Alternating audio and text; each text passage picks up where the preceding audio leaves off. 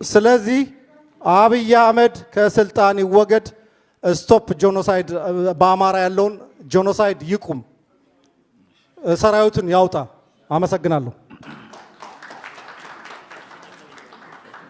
ልማት ሲሰራ እንደግፋለን። ነገር ግን ህዝብ በአገሩ ላይ እንዳይኖር ሲፈናቀል ሰቆቃ ሲደርስበት በመንግስት ይህንን አንደግፍም። ኮሚሽን ትልቅ ተስፋ የተጣለበት ብቸኛም ሳይሆን አይቀርም። ይሄ ውጤት መቼ ነው ለህዝቡ ይፋ የምታረጉት? የጊዜ ገደቡ 3 ዓመት ተብሏል፣ ግን ከ3 ዓመት ያለፈ ይመስላል እና ውጤታችሁ ለህዝብ ይፋ የምታረጉበት ጊዜ እንድትነግሩን ነው። በትግራይ ጉዳይ ነው። ትግራይ ውስጥ የምክክር ኮሚሽኑን ለማድረግ በሚንቀሳቀስበት ሰዓት እዛ ያለ አማጺ ወይ ህወሓት ሃጃክ አድርጎታል። ቅድመ ሁኔታውን በማዘጋጀት ከህዝቡ ጋር ህዝቡ ሰላም ይፈልጋል፣ የዚህ ችግር እንዲያልቅ ይፈልጋል። እኔም ከዛ አካባቢ ስለመጣሁ ግን ያ አማጺ ሃጃክ አድርጎ እናንተን ምክንያት በሰበብ አስባብ እንዳትገናኙ እያደረገ ነውና ይሄንን እንዴት ነው መፍታት የምትችሉት? የትግራይን በተመለከተ እኛ ተስፋ አልቆረጥንም። አሁንም እየሰራንበት ነው። አሁንም እንቀጥልበታለን። ተስፋ እናደርጋለን ጉዳዩ እንደሚሳካና እንደምንጨርስ። ያነሱት ቻሌንጆች ልክ ነው፣ ቻሌንጁ አለ። ግን ፐርሲስት እያደረግን ነው፣ እየገፋን ነው። እኔ በለንደን የኦሮሞ ወጣቶች ውስጥ የምሳተፍ ነኝ። የቻልኩትን ነገር አደርጋለሁ በዛ ውስጥ። ለሱ ልጠይቃችሁ የምፈልገው የኦሮሞ ኮሚኒቲ በተለያየ ቦታ ላይ ሲወጣ ይዞት የሚወጣው ባንዲራ አለ። ያ ባንዲራ እኔ በበኩሌ የቅርብ የአባቴ ዘመዶች ያ ባንዲራ ቤታቸው ውስጥ ተገኙ ተብለው 9 ዓመት የታሰረ የቅርብ ዘመድ አለ። ብዙ ነገሩን ለጥጬው ማውራት አልፈልግም በዚህ ጉዳይ ላይ። እሱ ነገር መታየት ቢችልና በየቤቱ ባንዲራውን ደብቆት ይዞት ላለው ለኦሮሞ ሕዝብ በተለምዶ የኦነግ ባንዲራ ተብሎ የሚታሰበውና በዙሪያ ያሉ ሰዎችም በዛ ታስረው ቤታቸው ውስጥ ብቻ ስለተገኘ 9 ዓመት የታሰረ የቅርብ ዘመድ አለኝና ያን ማድረግ ብትችሉ። በኢትዮጵያ ፖለቲክስ በዚህ በአየርላንድም ባለው በኦሮሞ ኮሚኒቲ እንቅስቃሴ ውስጥ ጉልህ ሚና ያለኝ ሰው ነኝ። አሜን።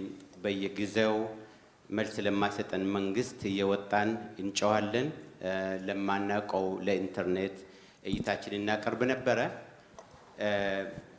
ዲስ ታይም ግን ወደዚህ ስመጣ አሁን ያለው መንግስት አትሊስት ባይመልስ እንኳን ባይሰራ እንኳን ልሰማ ፈቅደዋል በሚል እምነት ነው። ከኔ የሚጠበቀውን ላድርግ፣ መንግስት ያድርገውም አያድርገውም ከሚል አንጻር ነው የመጣሁት። የምንሰራው የመንግስት ቤት ውስጥ ነው። መንግስት ነው ባጀት የሚሰጠን። እዚህ ቦታ ላይ የተሰየምነው በኢትዮጵያ ሕዝብ ተወካዮች ምክር ቤት ነው።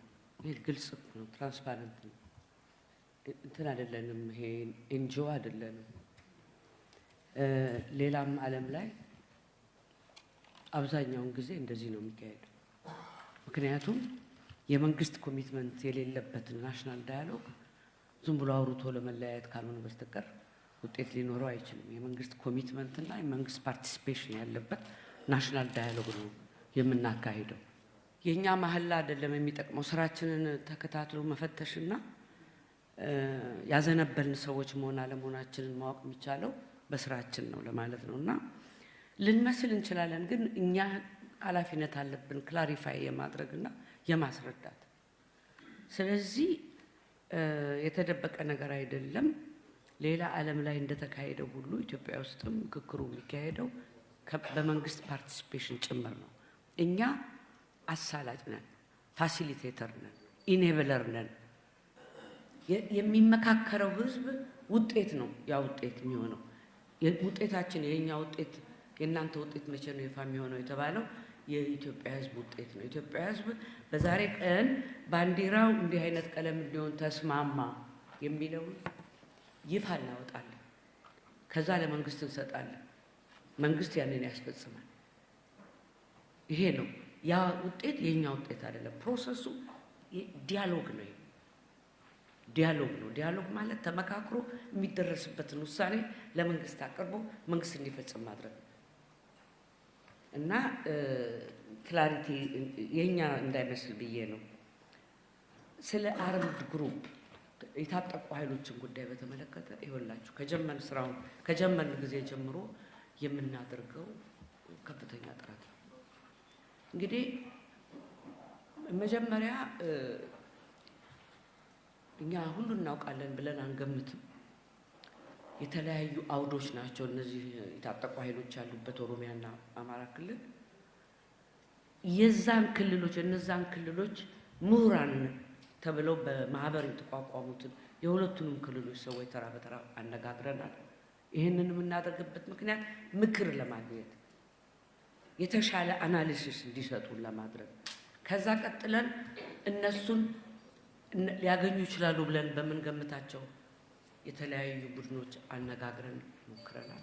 መጨረሻ ላይ ግን ፓብሊክሊ በተደጋጋሚ ፓብሊክ ጥሪ አድርገናል። ይህንን ጥሪ ከማድረጋችን በፊት ግን ኢንተርናሽናል ሬድ ክሮስን አነጋግረናል። ምክንያቱም እንዲህ አይነቱን የታጠቁ ኃይሎች መጥተው ኔጎሲዬሽን ውስጥ ወይም ምክክር ውስጥ እንዲገቡ ለማድረግ የእነሱን ሴፍቲ ጋራንቲ አድርጎ የሚያመጣ በዓለም ላይ የሚሰራ ይሄ ኦርጋኒዜሽን ነው። እነሱም በዚህ እንደሚተባበሩ ገልጸውልን እኛም ይፋ አድርገናል። ትጥቅ ፍቱ አንልም፣ ሪስክ ወስዳችሁ ነው አንልም። መታችሁ እንድትሳተፉ ፋሲሊቴት የሚያደርጉ ኢንተርናሽናል ኦርጋኒዜሽንስ አሉ። እባካችሁ ጆይን ደ ፕሮሰስ። አንዱ ቻሌንጅ ኮንፍሊክት ያሉባቸው ቦታዎች ሄደው ይህንን ፕሮሰስ ማስጀመር እና ለምሳሌ ኦሮሚያ ክልል ስራችንን ስንጀምር ኦሮሚያ ውስጥ 356 ወረዳ ያለው ክልል ነው። ከ356 ክልሎች ውስጥ አምስቶቹ ላይ ክልል ወረዳዎች ላይ 5 ላይ መስራት አልቻልንም። ያልቻልንበት ምክንያት የሴኪሪቲ ኢሹ ነው። የትግራይን በተመለከተ እኛ ተስፋ አልቆረጥንም። አሁንም እየሰራንበት ነው። አሁንም እንቀጥልበታለን። ተስፋ እናደርጋለን ጉዳዩ እንደሚሳካና እንደምንጨርስ። ያነሱት ቻሌንጆች ልክ ነው፣ ቻሌንጁ አለ። ግን ፐርሲስት እያደረግን ነው፣ እየገፋን ነው።